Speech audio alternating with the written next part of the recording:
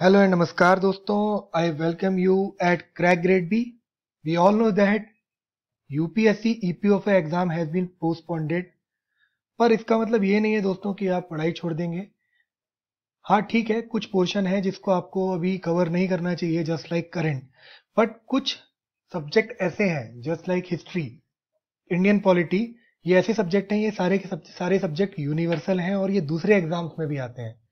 तो वही सारी चीजें सोचते हुए मैंने कुछ इंपॉर्टेंट क्वेश्चंस जो हिस्ट्री के लिए, ईपीएफओ एग्जाम और अलग एग्जाम के लिए भी इंपॉर्टेंट हो सकते हैं, उन पर एक एमसीक्यू बनाना शुरू किया है.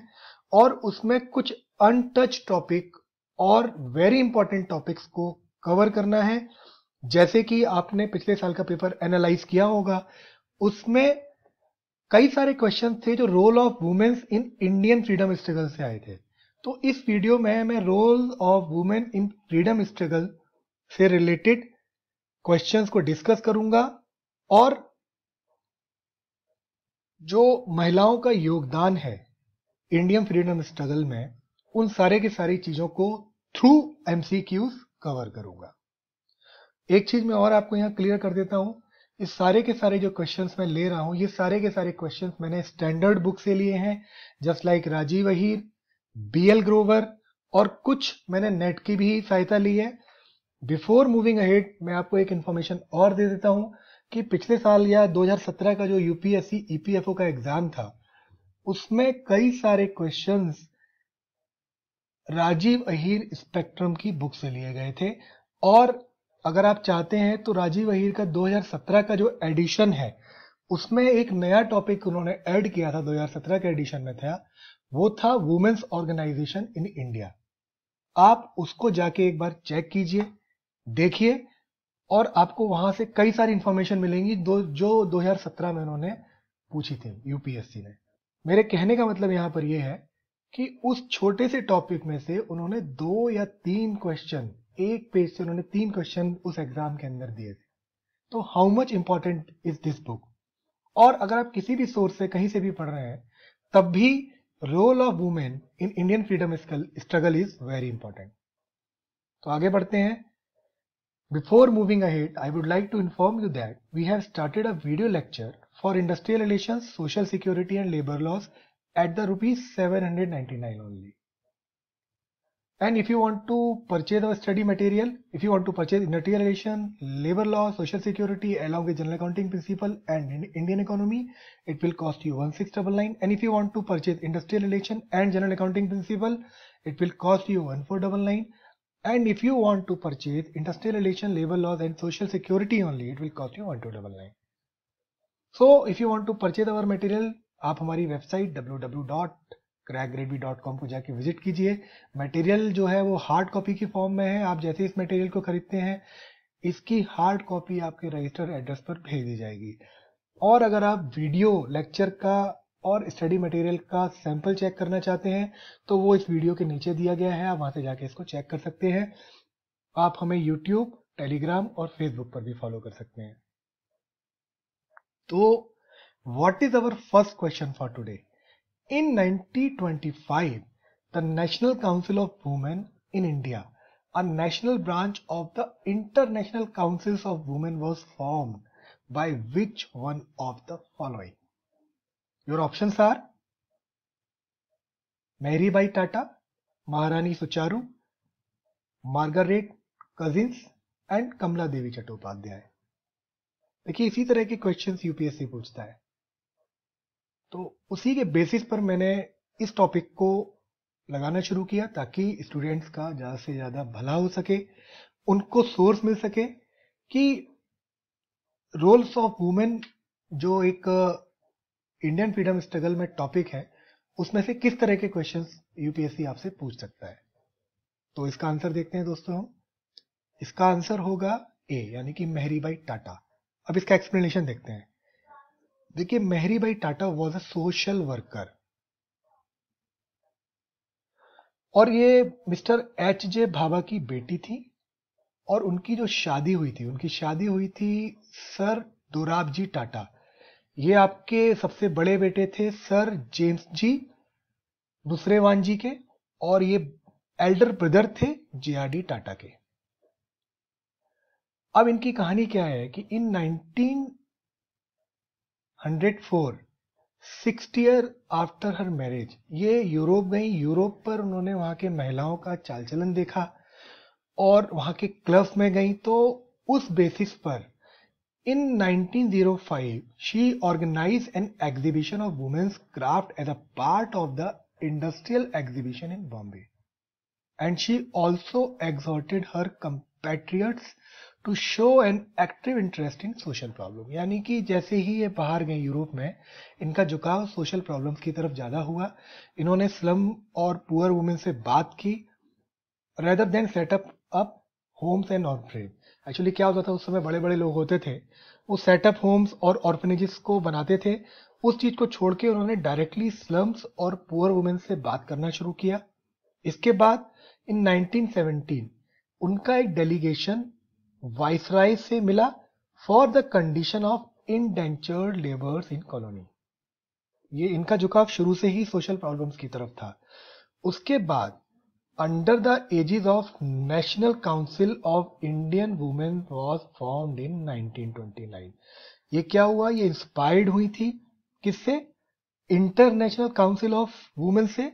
उसके बेसिस पर इन्होंने national council of Indian women को फॉर्म किया इन 1929। उनके साथ कुछ महिलाओं ने और अटेंड किया, जिसमें थी आपकी लेडी टाटा। लेडी टाटा का जो झुकाव था वो सोशल प्रॉब्लम की तरफ कम था, लेकिन मेहराबाई टाटा जी का झुकाव सोशल प्रॉब्लम की तरफ बहुत ज्यादा था। इनके पास कुछ और दो चार चीजें हैं जो मैं आपको बता देता हूं। ये बहुत अच्छी स्पोर्ट्समैन थी। इसके अलावा ये एक इनकी खासियत थी कि जब भी ये कोई भी गेम खेलती थी तो वो सारी में खेलती थी। And in 1912 she became the first Indian women to fly.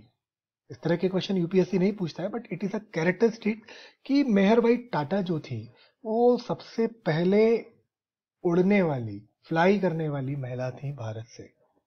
And she also drove her own car. अच्छा, इनके बारे में याद करने का एक सबसे बहुत अच्छा तरीका है, इनकी जो मौत हुई थी वो ल्यूकेमिया से हुई थी इन 1931। उसको ही देखते हुए इनके हस्बैंड जो थे दोराब जी, उन्होंने एक lady Tata memorial trust develop किया था for study of the blood. Leukaemia आप जानते होंगे कि एक बीमारी है, इसको बोलते हैं हम लोग ब्लड कैंसर। तो उसके लिए दोराबजी टाटा ने एक लेडी मेमोरियल ट्रस्ट स्थापित किया था। तो ये इनकी कहानी है। तो ये क्वेश्चन आपको दोस्तों क्लियर हो गया होगा कि national council of Indian women was formed in 1929 by Mehrbai Tata. Now will move ahead. Who was the first lady barrister of India? देखिए ये भी कितना अच्छा क्वेश्चन है। It is very important question कि पहली बैरिस्टर कौन थी भारत से, महिला बैरिस्टर। तो इसका आंसर देखते हैं। Your options are Meherbai Tata, Maharani Sucharu, Tarabai Premchand and Kamala Devi Chattopadhyay. Answer is C, Tarabhai Premchand. अब इसका आंसर देखते हैं।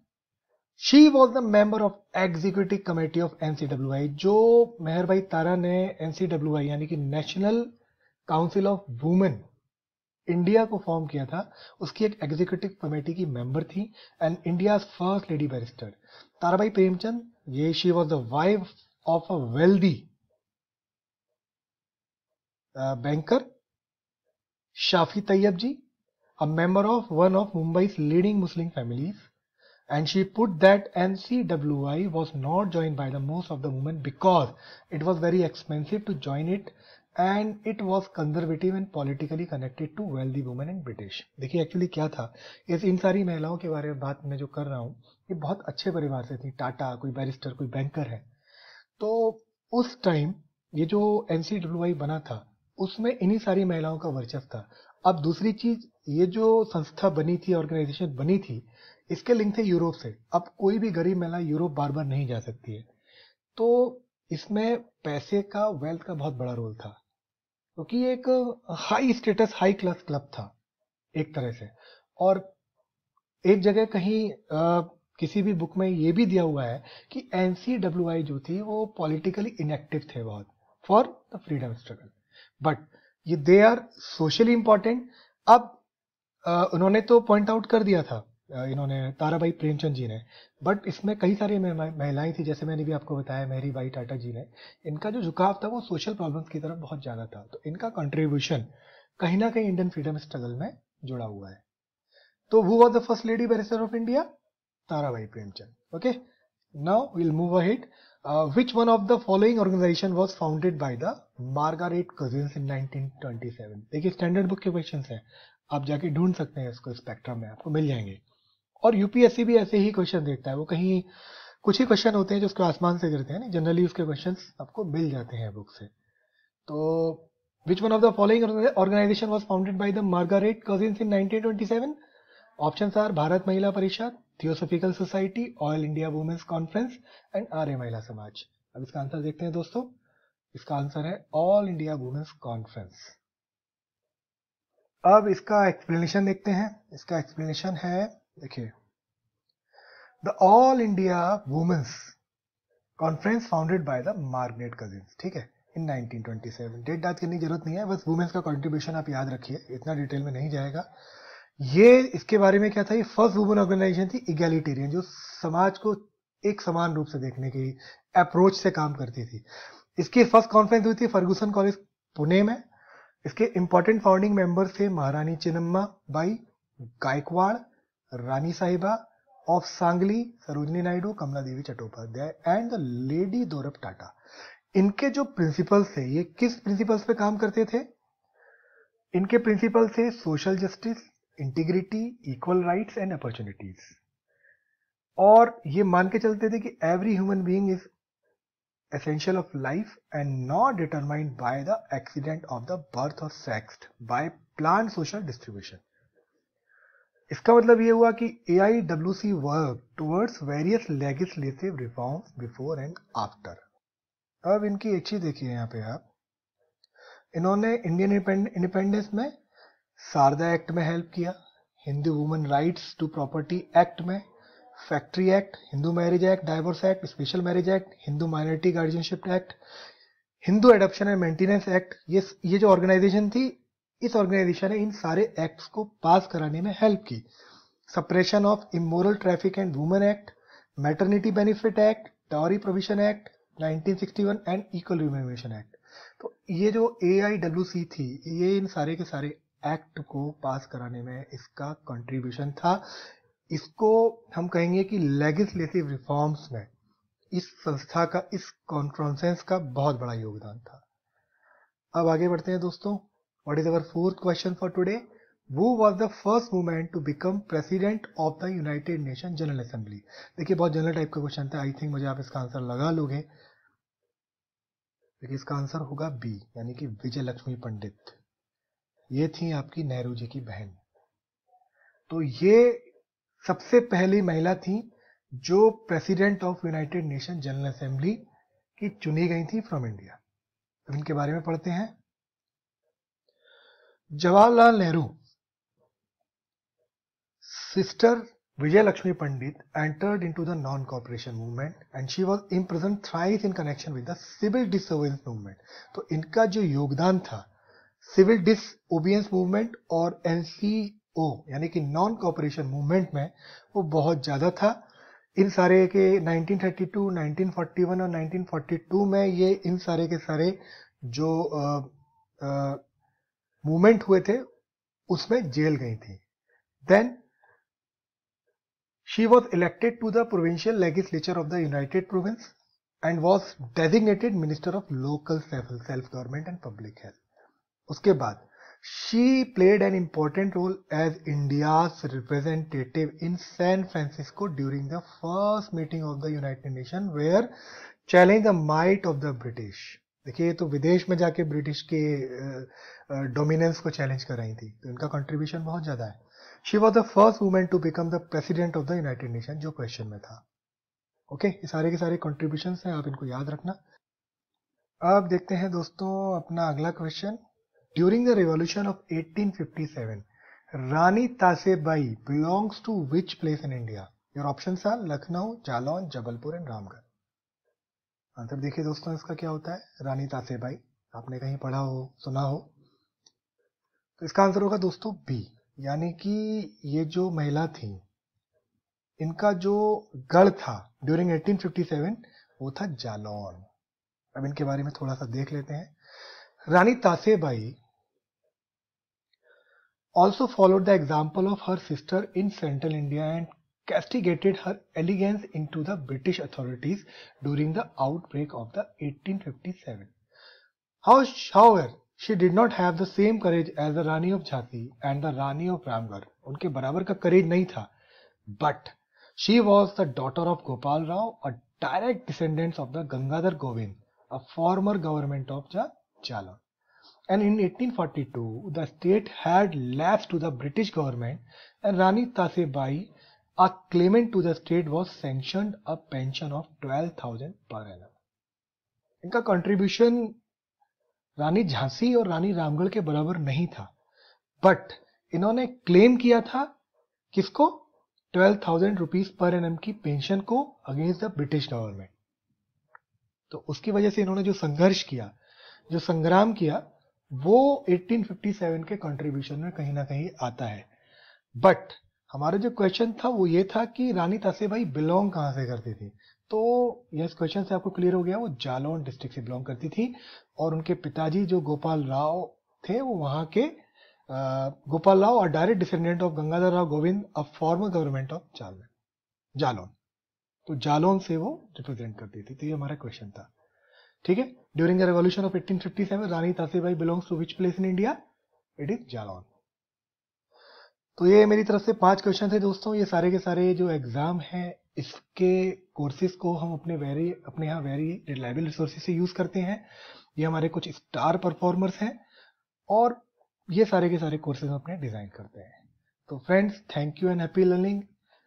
एग्जाम पोस्टपोन्ड हो गया है, बट अपना टेम्पो आप बरकरार रखिए, क्योंकि अगर आप इस फ्लो को मेंटेन नहीं करेंगे तो आपकी मेमोरी में जो अभी तक गया है वो धीरे धीरे कम होना शुरू हो जाएगा और फिर आपको दोबारा मेहनत करनी पड़ेगी जिस जगह आप अपनी मेहनत को छोड़ेंगे। तो ठीक है, जो इंटरेस्टिंग सब्जेक्ट हैं जो और भी एग्जाम में आ सकते हैं उनको पढ़ते हैं अभी। तो till then, thank you and happy learning.